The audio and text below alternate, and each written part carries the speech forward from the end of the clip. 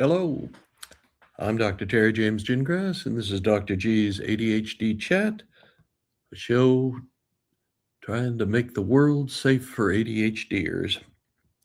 I am a clinical neuropsychologist, and I've been in private practice for a long time. And I'm also the parent of two ADHD kids.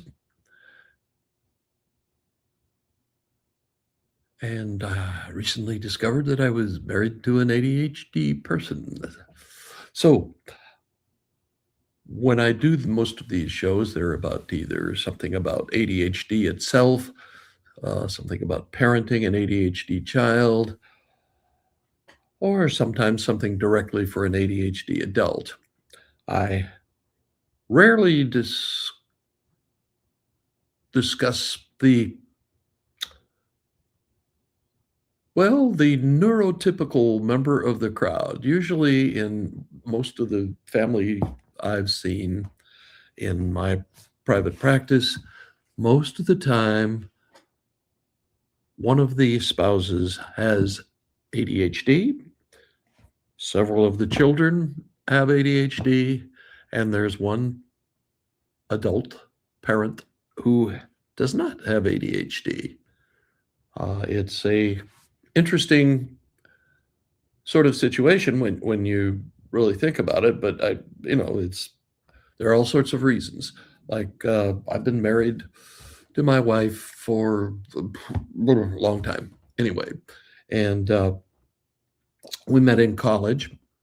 The first the first week we were there, it was orientation week, and this was back in the dark ages when there were male dorms and female dorms. So they thought it would be cute to have us come out together and form up teams and play uh, flag football. And I happened to be playing middle linebacker for the only time in my life. I was like 5'6" at the time, I think. And my future wife was right in front of me playing nose tackle. And she's just a little bitty peanut. And she turned around and smiled at me, and something happened. I don't know exactly what, but it was like, oh. And anyway, eventually we ended up getting married and, doing all those other things that you do when you're married, back in those days, certainly.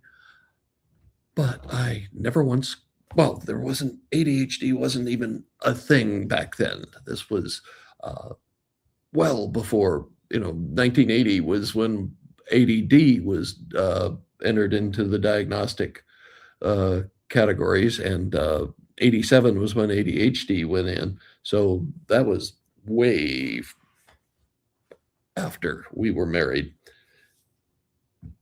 And, she, I knew there were some things that were a little way different from what I grew up with.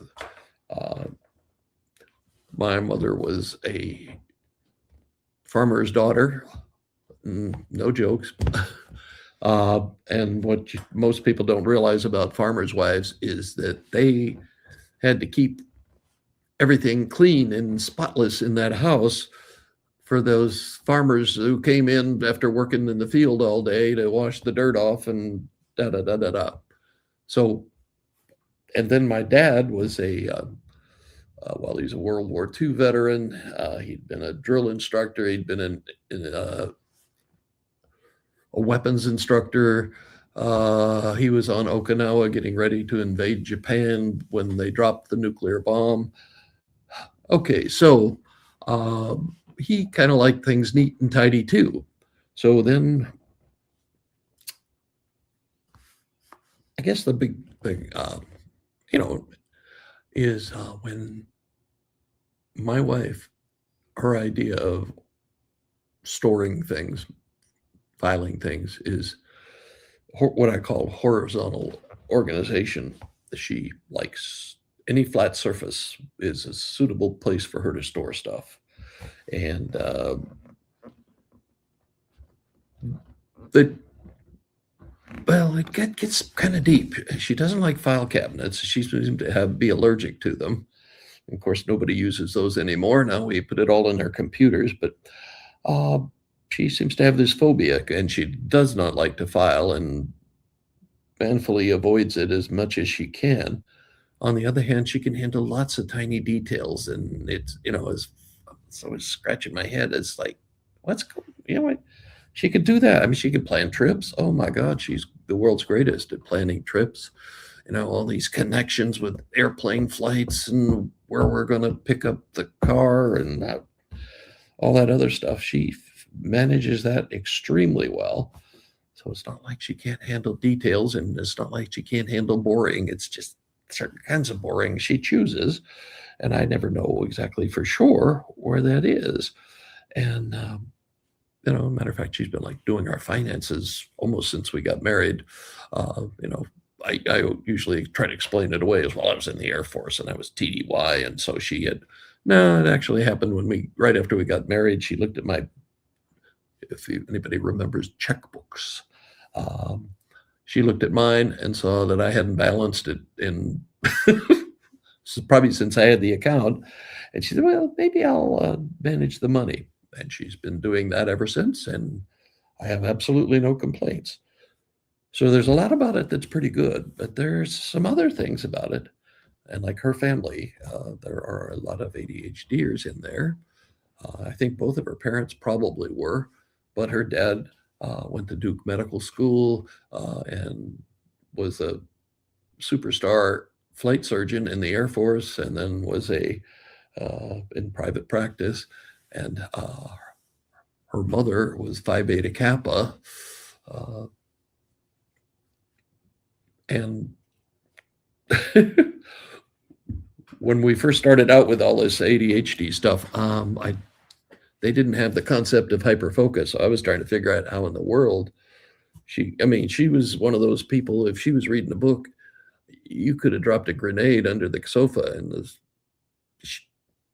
oh, what was that? But she obviously was a very bright lady. And, I used to going in to family gatherings and that. So, Thanksgiving, Christmas, when we were in the same state, we would, usually gather there at their home. And I used to have to periodically take breaks, kind of go some upstairs where it was quiet and just, the intensity, and you people who have married and also into ADHD families will probably recognize that sometimes you need to take a break. Sometimes you need a little quiet time because sometimes it gets to you and you can't do, well, you just need time away. Like right now in my household, there's my wife and there's also our son is staying with us for a while, and she is like, they try to outdo each other as to who knows the most details about some obscure subject or how to get to the place. There's nothing for me in my mind more boring than a discussion about what the best route is to get to someplace. But anyway, and I know what you are feeling sometimes. The intensity, ADHDers, they tend to run a little higher. They're like their metabolism faster or something. And they tend to get real excited about things that maybe you don't get excited about, or most people don't get excited about. I don't know. And so you have to do some things to take care of yourself because I know I've seen numerous families, and for some reason, most of the families I've seen, it was the wife who was the neurotypical member and the husband who was the ADHDer. I don't think there are any rules, and the statistics certainly don't recognize a huge difference, and especially nowadays when more and more women are getting diagnosed than ever did before. But back when I was doing it, it was mostly, a lot of times they'd come in, oh, this kid, there's something wrong, and I'd make the diagnosis, and then while I was giving feedback, the wife would be going, hey, That's just like you. That's just like you. Because back in those days, most adults would not have been diagnosed unless they were really out of control when they were kids. So uh, the thing that's I mean, I've had more than one of the neurotypical spouses say, sometimes I think I've got an extra kid, than which doesn't do much for the relationship, but thinking that way, but that's the way, it felt to her. And it, so my rules for that kind of thing, first of all, you got to take care of yourself. If you don't, you're going to, you can't be running around the house all the time picking up socks and underwear and stuff that people just sort of drop. You've got to take care of you, and sometimes that just means finding a quiet spot and staying there for a while till everything inside starts to calm down. That's There are some, just some self-care things that you need to know how to do. You need to know, first of all, you need to be self-monitoring and knowing when you're getting can't take anymore. Um, and then having some strategies, some techniques that you know how to calm things back down. It can be just kind of something physical, going for a walk, hopping on your exercycle or whatever you've got and pedaling for 15 or 20 minutes, or walk around the block, or get on your rowing machine, whatever you've got. And sometimes it's just kind of running in place or that kind of thing. But that you can always do. You don't have to concentrate to be able to do that. Then the other thing you should consider learning how to, well, we used to call it relaxation training. Nowadays, everybody says meditate. Back in, well, a long time ago, you say meditation, and people, we could literally get facial tics. I don't do that crap. That's Oriental stuff. I don't do that. But I'm sorry, it's Asian stuff. Anyway, the deal though is that it's not very difficult to do, and there's not a real difference between meditation and relaxation training. And honestly, there's not that much difference between that and hypnosis. But the deal you need is you need a calm place, a quiet place to do your meditation. You need a focus point. You need to have a passive set of mind, and you need to have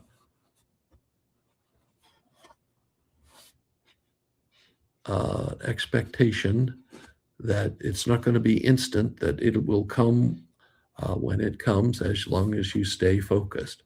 And, I mean, it can be simple. I mean, there've been research that suggests that basically you can sit there and count breaths. You can just say a word, a favorite word, or a favorite short phrase every time you exhale. Or you can, you can just visualize something. It doesn't really, you have to have something for your mind to do.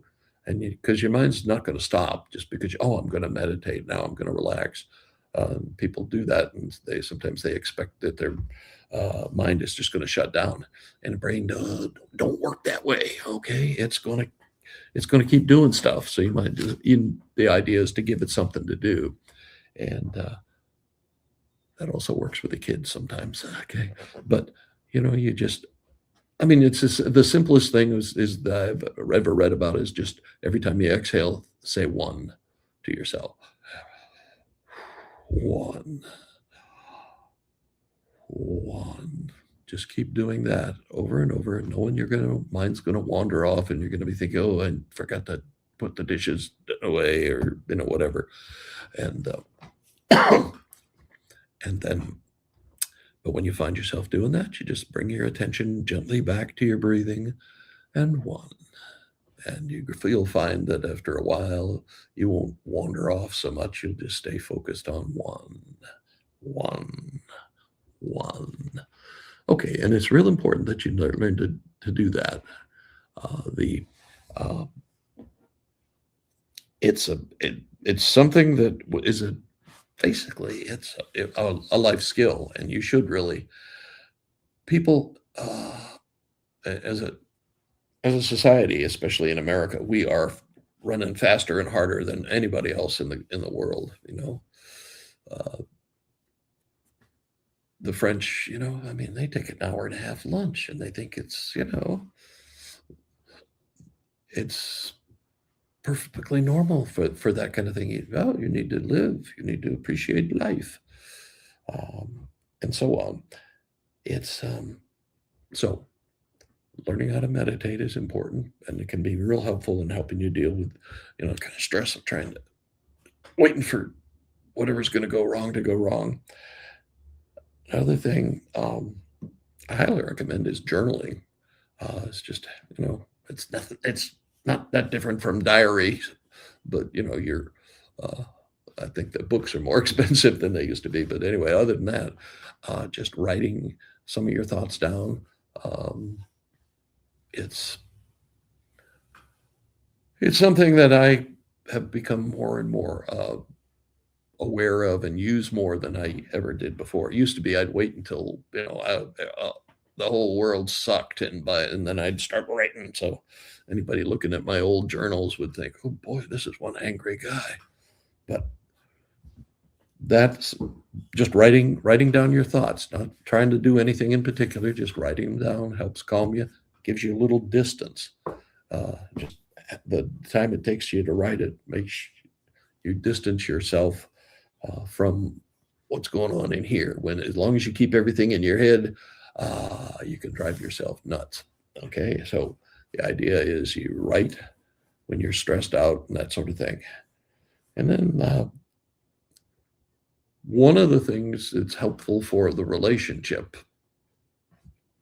and you can journal this or just think about it, is remembering why you chose him or her out of all the people that you could have started a family with, got married to, and so on. So you need to be able to think about that and um, remember, oh, energy, sense of humor, you know.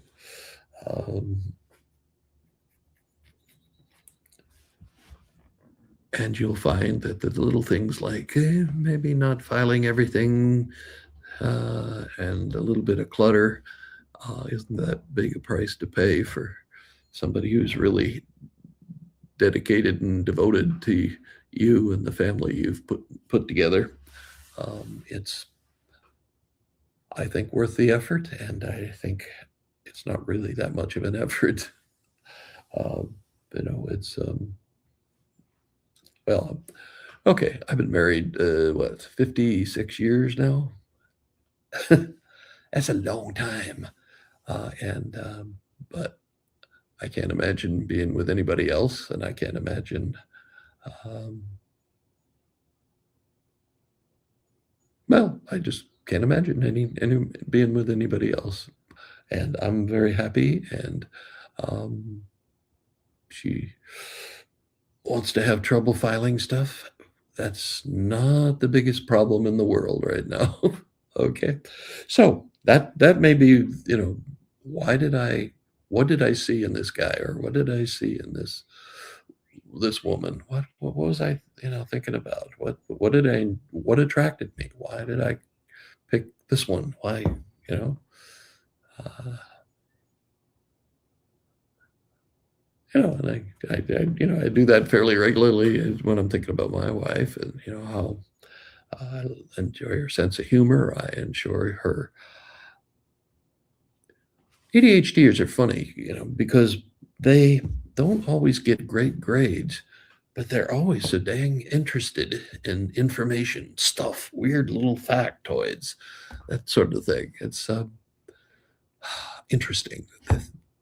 they are definitely designed for a different educational system than we've got here. Of course, so are most people. But that's another topic. Okay, I am Dr. Terry James Gingras. This has been Dr. G's ADHD Chat. We're trying to make the world safe for ADHDers. And I have a website. It's terrygingrasphd.com. And you get there, you can sign up for my newsletter. You can sign up for a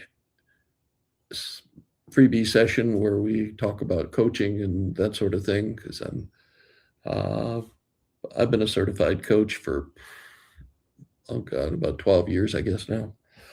And it's different from doing therapy quite a bit, actually, but it's very helpful and very useful for ADHD.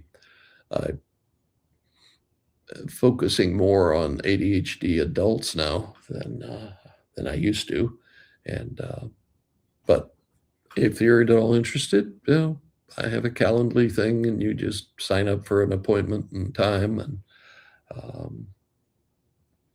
we'll get you in and chitty chat for a half hour or so, and decide if this is something that would work for you and I. Okay, we will catch you next time. And remember, we're trying to make the world safe for ADHDers.